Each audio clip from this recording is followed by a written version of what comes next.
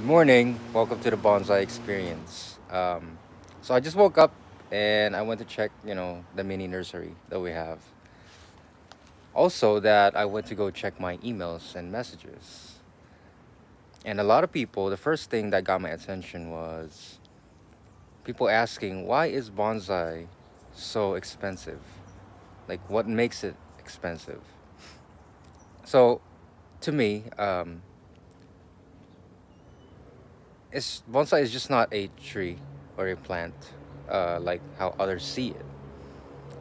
Whenever we're buying a bonsai, I believe that we are buying a part of a person's life. Because when someone takes care of a bonsai, he puts his time, his love, his effort, and all those priceless things that come with it to be able to develop a beautiful tree.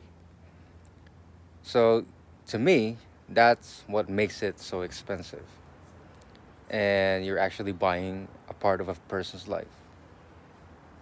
If you do agree, that's okay. If you don't agree, let me know what you think.